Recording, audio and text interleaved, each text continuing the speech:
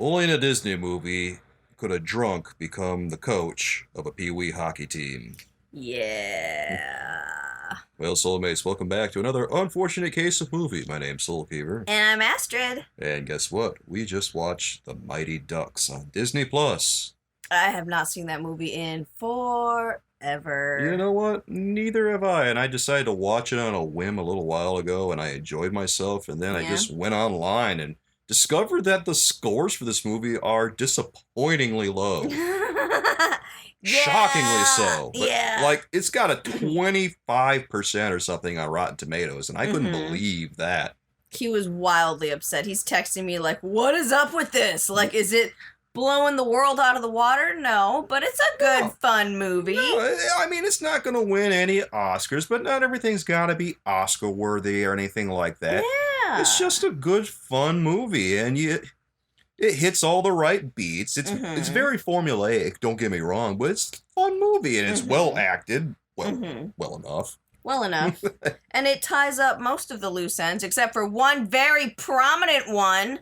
Well, yeah, I guess there's a few things that kind of fly under the radar, but overall it's not too bad when it comes to all the little plot threads that they lose track of. There's two that I can really think of right now that really jump out to me.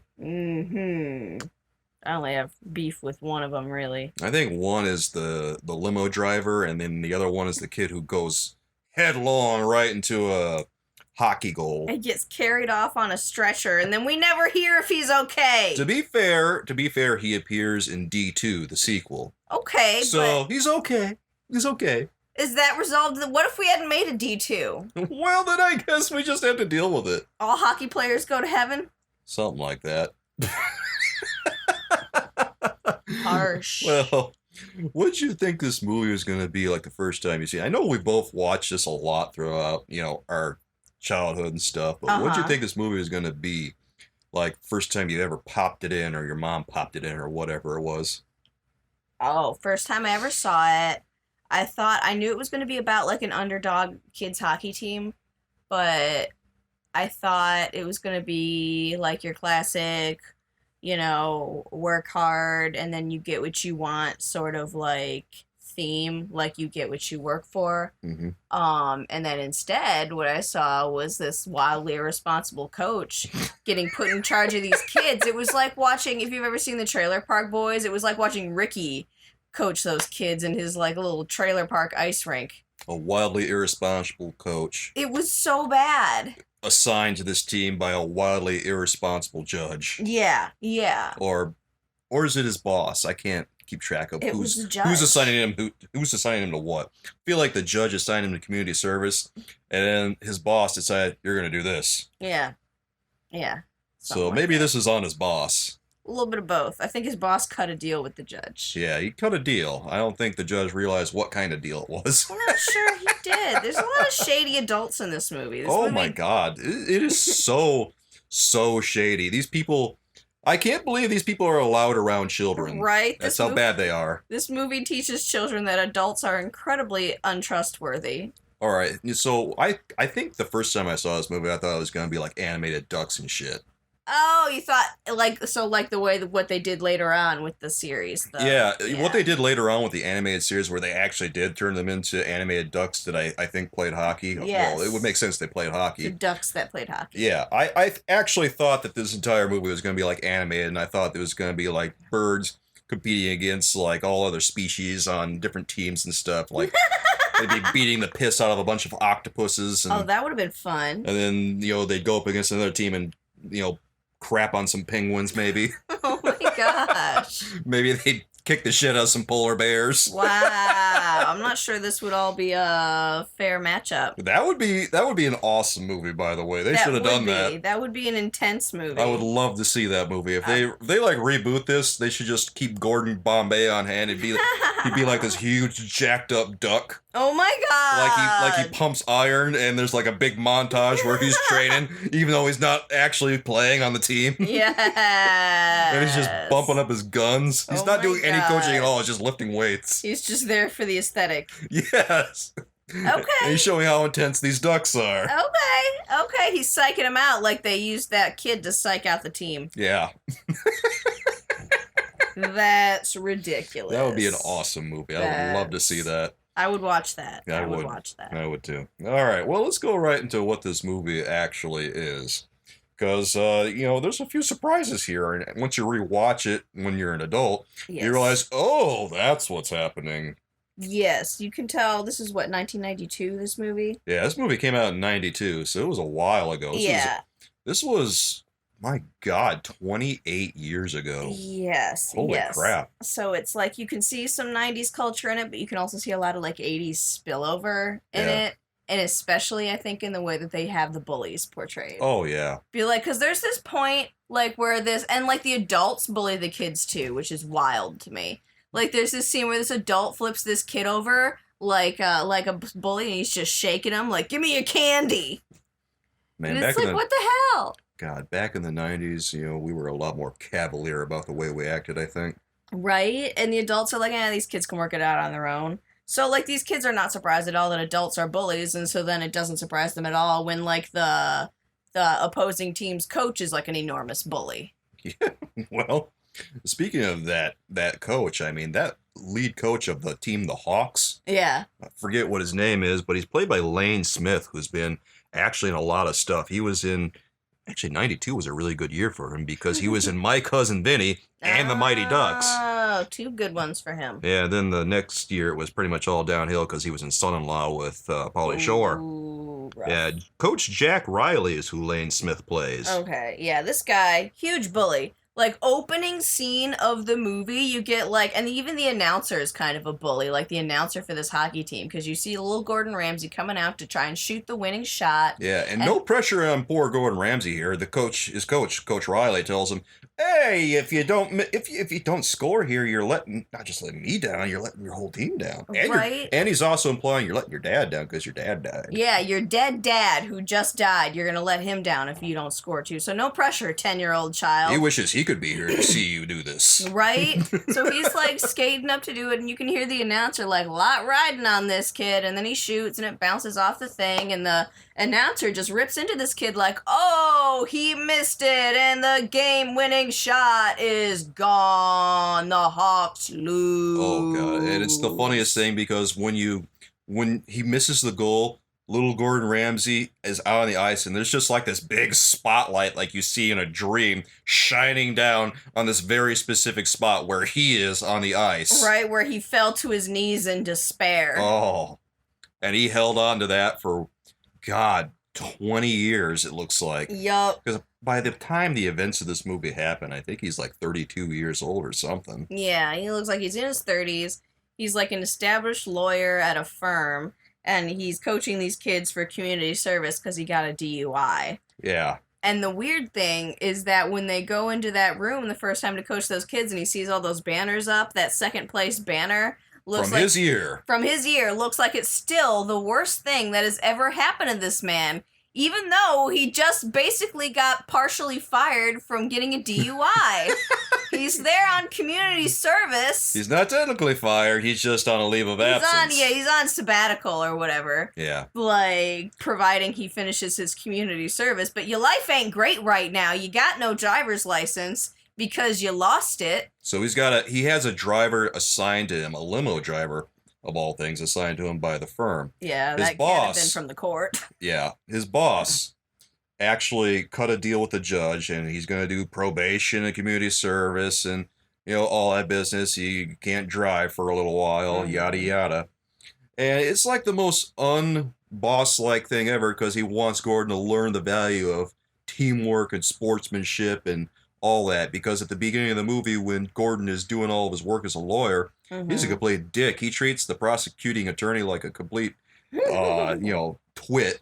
Yes. And he rakes the judge over the coals too because he hangs a former judgment by him over his head as a reason why he can't act the way he wants in this case. Yes, he's do you want another formal sanction? The biggest blunder of your career happening again? And it's this is 1992. Public internet was not so much a thing.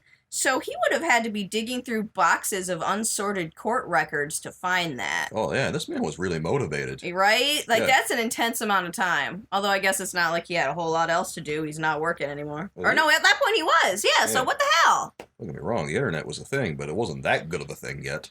It wasn't a comprehensive search engine with all the information in the world the way that it is now. Yeah, things have really gotten out of It hand. was like Google and 5 websites. Yes.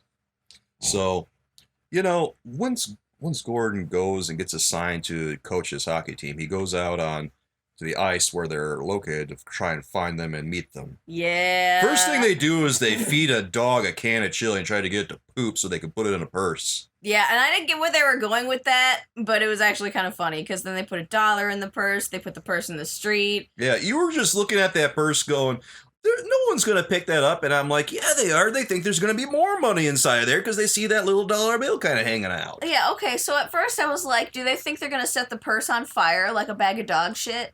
But that wasn't it, right? And then I'm like, nobody's going to stop for $1, but I guess it's 1992 and $1 was worth slightly more than it is now.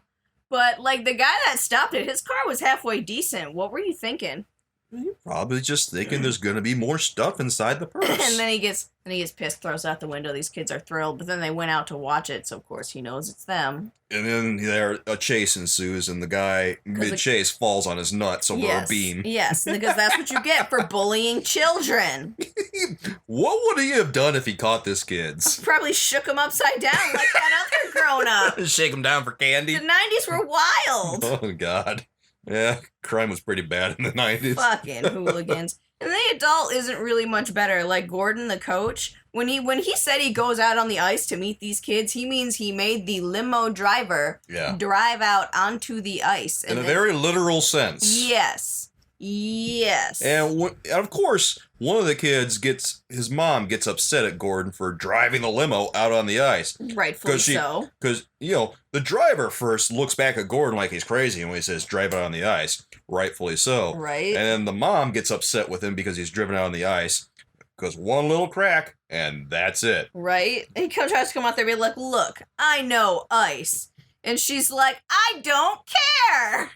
And, these are very reasonable reactions to someone driving out on the ice with a motor vehicle. Mm-hmm. Especially one as large as a limousine with a bunch of kids dogpiled inside, which amounts to a lot of weight. Oh, yeah. And you'd think over the course of the movie that the coach would get more responsible with these little hooligans, but he really doesn't. He gets nicer to them, but he does not get more responsible. Because there was this scene where I think he's taking, because he finds out their new ringer can't skate, I think he's taking them to like a roller rink to learn how to skate. No, he's letting them loose at the public mall in roller skates. What? You can't do that. This hooligan, his ringer, is like a slap shot expert who has no aiming skills whatsoever. Yes. And it looks like he's on the high end of the age range of this team. Maybe about 16 years old. Yeah, the age range for this team is a little too big. It looks like it's about 10 to 15, and this kid looks like he's on the outskirts. Like, what really are the parameters for this team? Because it looks like they got everything from a 9-year-old all the way up to maybe 16 or 17. Right. How is that a thing? Right. Like, one of these kids looks like they could be in, like, 3rd or 4th grade, and one of them looks like he could get a fake ID and buy cigarettes. Can someone out there please explain to me how this is pee-wee hockey when there's a teenager playing? And especially when there's so many districts drawn so small, like, that tells me that you live in a, like, densely populated area, and there should be enough interest, or you wouldn't draw the district lines that way. It really makes me think that this is like a private league or something, and this definitely isn't a school league. Yeah. So what the hell is going on with this? Is this like a community kind of hockey league or something? That's outside of a school league? I don't think it's a school league. Well, it's definitely not a school league. Otherwise, they'd be showing up in school and stuff. Yeah. Other than the one scene where Gordon goes to visit them at their school. Yes, and they all happen to be in the same place for quacking at the principal. Yes, they land themselves in detention because they decide to quack at the principal of all things. Which absolutely tickles Gordon. Yes, he's like, oh, they found their team spirit. Because again, he learns to be nicer to the kids, but he didn't really learn to be more responsible. He's just like, that's great, let me see if I can get you out of detention. We got a practice to do. Yeah, we got the playoffs. Much more important than learning things. School. School's for fools. Let's play hockey. Quack, quack, quack. Quack! This movie is goofy, and I kind of love it. Right? Like, this is lightning in a bottle, this movie. Yeah. They tried to recreate it for D2 and D3, and D2 kind of had a little bit of it, but it wasn't as good. Nah. And D3 didn't have any of the lightning, not even a little bit. I'm not sure I've even seen the other ones, even when I was younger. You know, D3's not really worth watching. You should watch D2, and that's about it. And call it good? Yeah. Okay. Yeah, because D3 is shit. Okay. You know what I don't get about this movie? What's that? Why Charlie's mom is interested in Gordon, the giant man baby? She's probably interested in him because, he was a lawyer.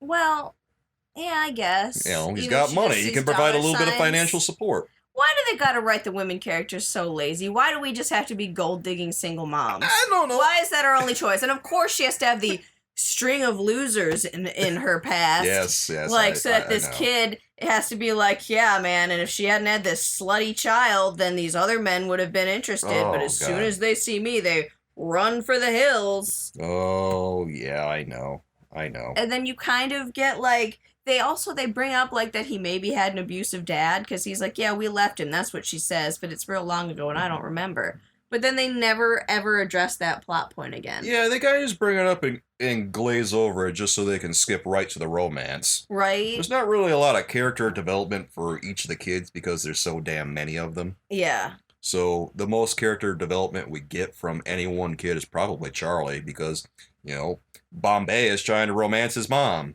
Yeah. And it really came off uncomfortable, too, because it's like he's dropping him off like he's the final drop-off in their little, like, team van. And he's like, so what's the deal with your dad, kid? Like, why don't you have a dad?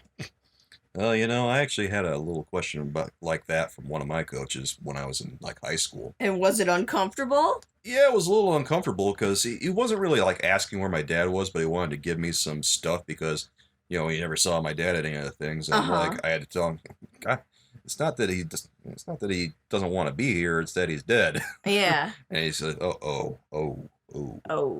I'm sorry. Yeah. Because, it's not something you hear every day. Right. So that kind of took him by surprise. Mm-hmm. And naturally, he felt pretty terrible about the whole thing because he just wanted to give me a sweatshirt or something to give him. Yeah.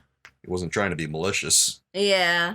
Yeah, it happens. Families come all different kinds. Yep. And people die. Yeah, it's just something that happens, and sometimes coaches don't say the things that they really should say. They got social graces like the rest of us. Yeah, and this guy had terrible social graces because after this kid is basically like my dad, likely beat my mom until we ran away, and this guy's like, okay, cool. So your mom's single then? Yeah, pretty much. His social graces are on display again in the scene when he's on a date with Charlie's mom. And by the way, Charlie is going above and beyond to try to get his mom laid. He really the whole is. damn movie. It's truly impressive, and I don't know whether to clap for this kid or say, ease up, Charlie. My God. I think your mom's got this handled. This poor kid very obviously wants a daddy figure. Oh, God, yes. He's like, he's going to invite, Gordon, or Gordon invited him to the ice festival, and this kid's like, oh, I got way too much homework, but you should go. You should go with my mom, just the two of you. It's really obvious what he's doing. Super obvious. He did everything but a giant wink. Hey, Gordon, you want to go with my mom? My mom looks nice, doesn't she? You want to stay for dinner? Right. Want to stay for breakfast? Like, this kid's a little too precocious. Normally, when you see plot lines like this involving a parent and whoever else entering some kind of romance, the kid gets a little jealous of the situation and doesn't want the guy around. Not here. No. No. He loves Gordon. Yeah. Probably more than his mom does. Yeah, you got like a little Parent Trap side plot. Mm-hmm. So I guess his mom is kind of into it. So. Oh, Good. she's super into it. Good for her. And and this another thing that I think this is lazy writing. Was this written by men? Oh yeah, it was written by Steve Brill, who. Okay. Steve Brill, by the way, directed Mr. Deeds and Yeah, Steve Brill, this is the guy. Yeah, he directed Knocked Up, Mr. Deeds, or did Another he? character with terror. Another movie with a terribly written woman character. Oh, wait. He directed Little Nicky, Mr. Deeds Without a Paddle. I love that one, though. Oh, yeah. And then he directed The Do-Over, Sandy Wexler. He's directing Hubie Halloween that's coming out soon. Hey, so he's an Adam Sandler lackey. Yeah, he's a friend of Adam Teen Sandler. Movie 43. He directed Heavyweights with Ben Stiller, which is I love that one, pretty too. good movie. That was his directorial That was debut. a fine movie. And he wrote this movie. Okay.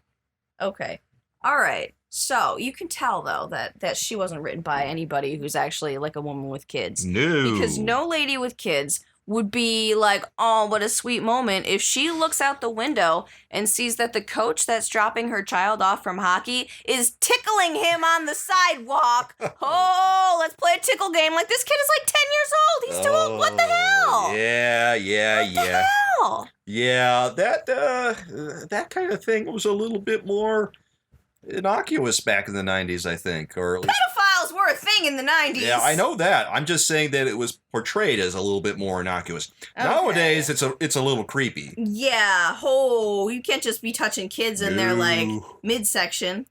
No, God no. Right? Jesus Christ, And yeah. she looks out the window and she's just smiling sweetly, like, oh, what a father figure. And it's like, no, oh, what a red flag. Yes, in a sane world, that's what it would have been. Not in the Mighty Ducks, though. In the Mighty Ducks, Bombay tickling, what's his name, Charlie, is A-okay. Okay, no, you should pull your kid from that hockey team. Jesus Christ. Can't believe that business. So, she looks past it, and then they go on a date, and while they're on their date, Gordon, displays some more of his social graces. She's musing about being able to afford some kind of place and staying up in one of these grand apartments up in one of the skyscrapers that's nearby. Mm-hmm. And Gordon says, "What room do I live in? I want to live there too." Oh, yeah, and then she's like... Which is a little forward. It was extremely forward, and it was a little creepy. But then she's like, you can't just, And then she doesn't really finish her sentence. Yeah, she's implying that he can't just come into their lives and leave whenever he wants, because Charlie's always going to be there, and if he leaves, all of a sudden, it's going to crush him. Right, which makes sense, and that would have been a fine conversation. But, like, the way that they did it was it was structured weird, because she brings in, like, all of her exes into the idea, like, every time I bring a man into my life and he leaves, Charlie gets a little more messed up, and it's like, does he, though? Does he? Like, how long were each of these men really around? Like, how many serious relationships could you possibly have been in? Like, calm down. Calm down. Well, Calm down. It's okay to date. yeah, I think she's putting too much pressure on herself. Oh, yeah, like, maybe stop bringing home guys on the first date to meet your child. Yeah. But this guy already knows your kid.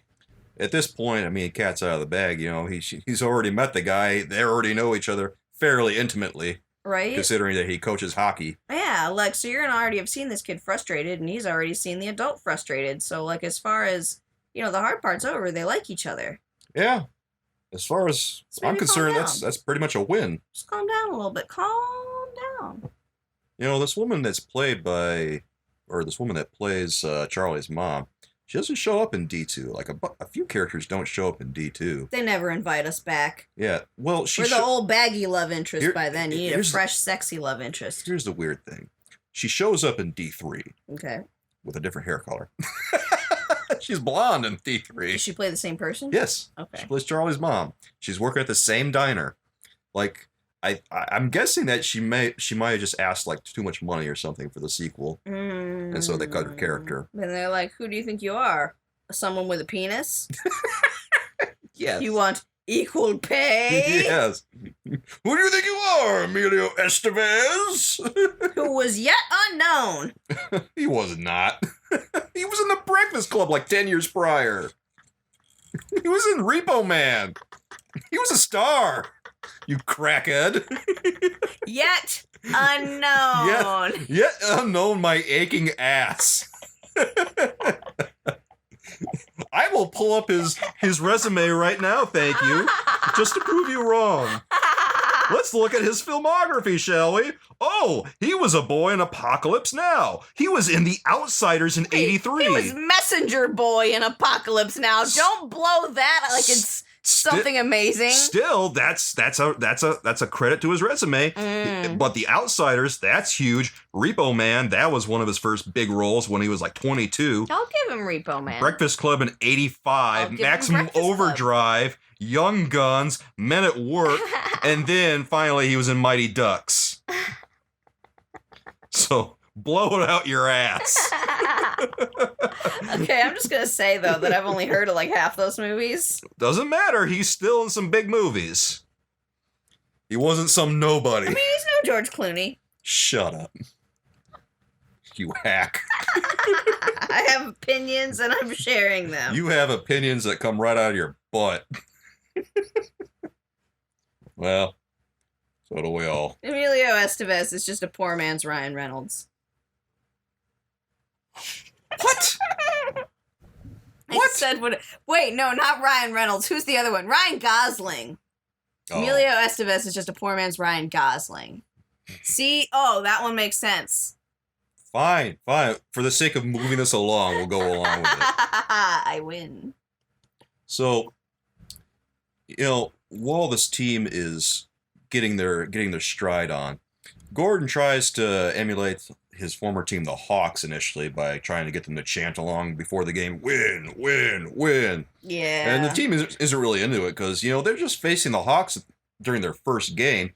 And the first thing they see is the Hawks doing this win thing, and they're copying it. So the kids are looking around going, this is lame. All right, this is dumb. You don't care about us, and we don't win. And yeah, it is lame because, they should have their own thing, and they eventually do develop their own thing because they finally get named after his boss's namesake, whose name is Ducksworth. Yes. And at the beginning of the movie, Bombay is going around in the office doing the quack, quack, quack motion to make fun of Ducksworth. He's going around doing the quack, quack, quack motion and looking like a clown doing it. Mm-hmm. But by the time he gets assigned to his community service, he has the bright idea that maybe he can get the law firm to give him some money so that they can get some gear. Because these kids are skating around with magazines taped to their legs. Yeah. That's how poor they are. And their names are taped to the back of their jerseys. It is a sad sight. Yeah, like like boxing tape with Sharpie on it. They got magazines for pads, and they're wearing sweatshirts out on the ice. That's how... They don't even have jerseys. That's how poor they are. Right? No wonder their poor goalie is scared of the puck. It probably does hurt when it hits his magazines. Of course it hurts. Like, they hit him on the leg with a hockey stick, and he goes down because he felt that. Yeah. They did. They checked him right in the shin. That was so mean. These kids are mean. Doesn't matter how many Sports Illustrateds you have taped to your leg. You're still going to feel that if they hit you with a hockey stick, man. Yeah. I don't think they even have helmets, really. I'm not sure they did. Well, I think they had helmets, but they weren't good ones. They weren't. No. So Ducksworth does give him a bunch of money. He gives him $15,000, and then Bombay promises to name the team after him, which he does. He shortens it and calls them the Ducks. Yes. Which was honestly clever, as far as mascots go. And of course, the kids aren't into it. They're like, ducks, that's a lame animal. And he's like, excuse me. And he gives this like passionate speech, like Jaws-worthy speech. Oh, it is inspiring. Yes, about how a duck is an animal so fearsome that all of the other animals in the wild are afraid of it, and that's why you never see a duck in a fight.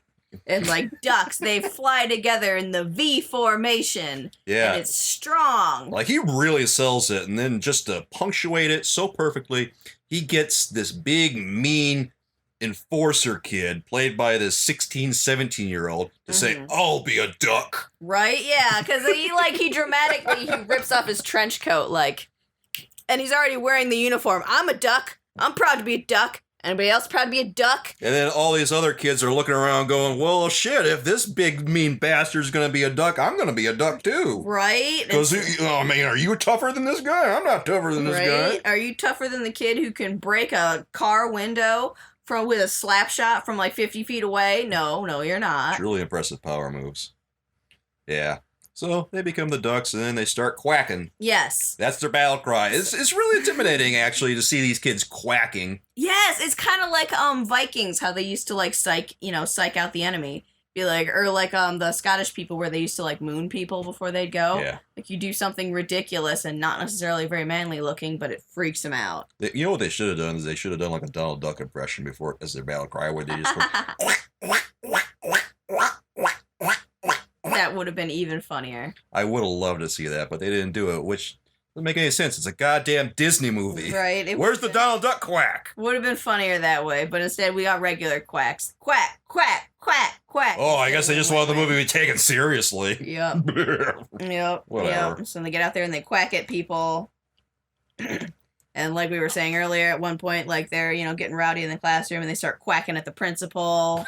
They get the tension where they got it right on the board. I will not quack at the principal. And Bombay is flattered. He is. He's like, He's like, mission accomplished. yes. You really are ducks, aren't you? Yep. Now my hooligans fly in V formation. Oh, what a wonderful movie. Well, I think now's about the time where we should go to our Amazon reviews. Okay. So, as always, we collect 3 5-star reviews and 3 1-star reviews, and we like to start with the 5-star reviews. So let's go ahead and take a look at those 5-star reviews. First one we got is from Marcus, who says, I love this movie. If one of you says another mean thing about Emilio, I'm going to lose it. This movie is incredible. If you don't like it, you probably didn't have a good childhood and don't have enough love for the incredible sport that is ice boxing. Ice boxing! Yes. All these reviews should be taken down or I will contact the police. Oh my god! Damn! This guy. He's not playing. Oh my goodness, that is legendary. All right, our second. I will contact the police. Wow, he's like, this is illegal. All right, our second 5-star review. Actually, I should clarify that we called these from Rotten Tomatoes because we did go on Amazon first, but we couldn't find any negative reviews of this movie. Right, yeah, Amazon was a big fan of it. Oh yeah, they love this movie, and rightfully so. It's a great movie. But, it's fun. But for entertainment's sake, we had to go on Rotten Tomatoes and see what the real shitlords had to say about this. And say things they did. Oh yes, we got some gems out of this one. All right, second review comes from Conrado, who says, this movie is awesome, and whoever doesn't like it is a sad potato. Yes. All right. And our last 5-star review comes from, who's it come from? Okay. Our last review comes from Mike. The greatest film ever created in the history of motion pictures. Suck a fat one, Spielberg.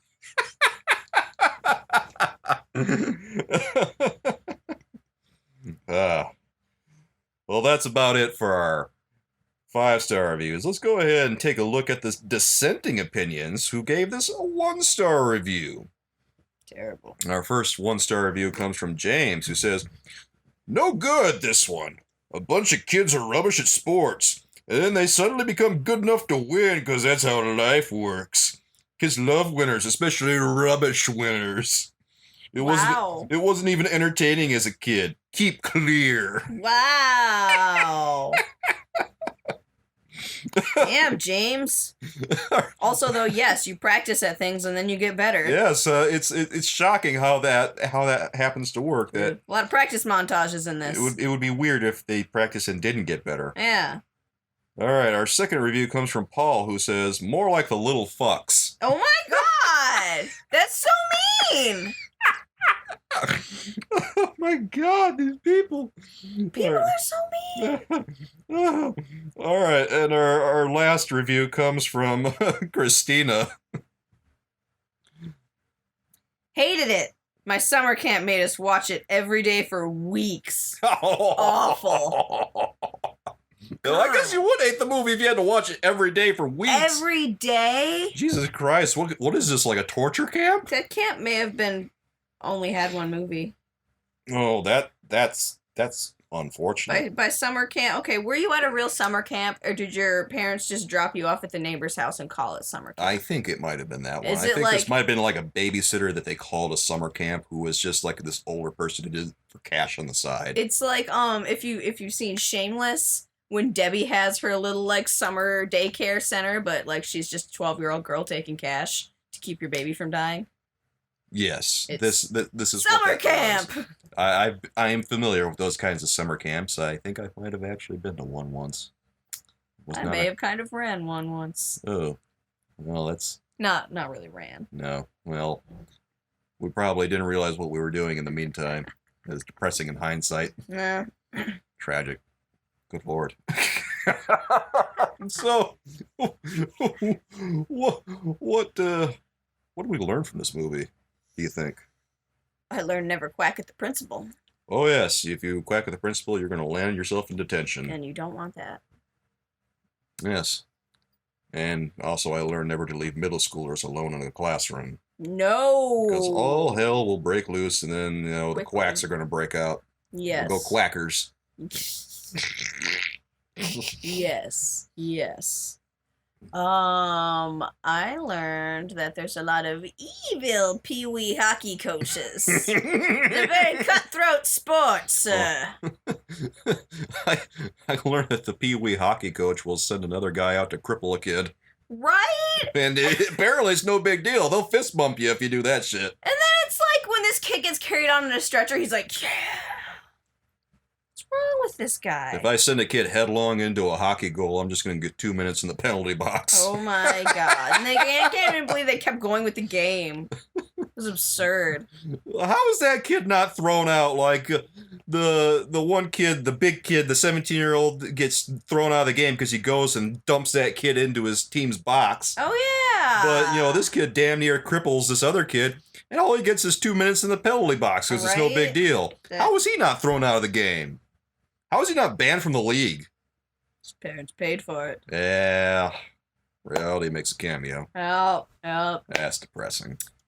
Oh, I learned if you have enough money, you can try and pay a Pee-wee Hockey League to redraw district lines to keep the poor kids off your team. I learned that you can get your ass fired over Pee-wee hockey. Oh yeah, I learned you can have a record and coach Pee-wee hockey. I learned that limo drivers don't get paid. Oh yeah. It's weird how that works. Yeah, that's uncomfortable. I think we know what that limo driver was there for. And it wasn't the money. It was not. Maybe he was there doing it for free. Well, he was doing it there for free by the end of the movie. Someone should have said something. Yeah, that guy, you should have maybe checked My God. those predator sites, make sure he's not like listed. Yes. The 90s. That was the That was implication. a different time. Jesus Christ. All right. Well, what life lessons from the Mighty Ducks, everybody? What's your final rating for the Mighty Ducks? AKA the little fucks. I've got some mixed feelings about this one. It was fun, but I can only give it 3 quacks because they didn't tell me if that kid was okay after he got carried off on a stretcher. But you showed me Emilio Estevez going off to audition for minor league hockey. Yeah, he's got some high connections. I don't know why he didn't go play minor league hockey in the first place when he's already got people who he's got an in with. I think the implication might be that he is so scarred from missing 1 goal that he never picked up a hockey stick again, Yeah, I have a feeling you're right. which is honestly a little pathetic. I will give this movie a burnt out hockey net from that slap shot, Huh. a spotlight on a child who just lost the big game, Oh. and a second place banner. Ouch! You really hate this movie. No. I And this movie really hates Gordon, though. This know. movie really made him suffer. They really raked poor Gordon over the coals. He really does move up in the world, though. More Yeah. power to him. Yeah, I kind of love The Mighty Ducks. I think it's a great movie, and you guys should check it out if you haven't seen it yet. And if you haven't seen it yet, what are you even doing with your life? Because this is like one of the best family themed sports movies from back in the 90s that there was. Mm-hmm. There was like The Sandlot, and then I think there's The Big Green that people talk about. But I haven't seen The Big Green. Big Green is great. You need to watch it. But it's like this movie walked so the Big Green could run. You always say that. I do, because it's true. We build on our ancestors and their achievements. I would say The Mighty Ducks is decidedly more famous. But it still came first. Yes. So it's the one that walked. Yes. Okay. Go ahead and watch it. You're going to enjoy it. Definitely. And check out my live tweet of it. I live tweeted this one because it was a fucking trip and I hadn't seen it in decades. Yes, you can check out her live tweet over at Angry Astrid. You can check us out on our main Twitter account at Case of Movie. I'm going to be sure to retweet that live tweet because it was pretty hilarious. Because the movie's pretty hilarious. Anyway, be sure you check out our Twitter page at Case of Movie, where we regularly talk about movies that we've watched. I just recently was live tweeting about Never Been Kissed because I never saw that movie before. Oh, that live tweet is well worth reading. Oh, and that movie is like a host of 90s issues. Like, you're not looking SoulKeever in the eyes, but you can still see the despair as he watches the lessons from this movie. I have no idea what I was even supposed to take away from that movie. That movie was a trip. Yeah. Well, next time on Unfortunate Case of Movie, I think we're going to be watching Serving Sarah. Ooh, I love that one! I forget, do you have that movie? I don't know. It is very possible. I actually think I might. I will look for it. Well, if you don't have it, we're not watching it. Oh, we can't get it. We can't get it anywhere? I don't know if it's streaming anywhere. I assumed you had it, which is why you suggested it. I might have it. I think I have it. I'm pretty sure I have it. Okay. Well, if you have it, we're going to watch it. If not, we got some other stuff coming. We might watch Johnny Mnemonic instead. Okay. We'll make the announcement on Twitter. So if we don't watch Serving Sarah, we're going to watch Johnny Mnemonic, and that's going to be a rough one. Yeah, which means we're going to have to cancel it out after with some sugar and spice. Actually, Johnny Mnemonic is a lot of fun. I kind of like the movie. Well, that makes one of us. Movie's god-awful. I watched the movie, and the first thing I thought was, this movie's great. But I watched it with poor Astrid here, and she couldn't take it. No, it was bad. It was real bad. Apparently, it's one of these, like, death level bad movies where it kills you to watch it and a piece of you dies. Yeah, it's like, what am I doing here? We don't watch it literally anywhere else. We don't watch a lot of those, but we watched a few. And for example, those might include like Manos Hands of Fate and the movie Things, and then Ooh, at some point we should do Blood Dolls. Blood Dolls. Yeah, that's a movie that no one really knows about, but we can do it. Anyway, yeah, there's a few skull movies out there, a few death movies. Jesus Christ, we've watched some real turkeys. Yep. Holy crap. Well, we'll be back soon. Like I said, we're gonna watch either Serving Sarah, or we're gonna watch Johnny Mnemonic. We'll make the announcement when, and well, until then, with love from us to you, we'll see you soon. Bye. Bye.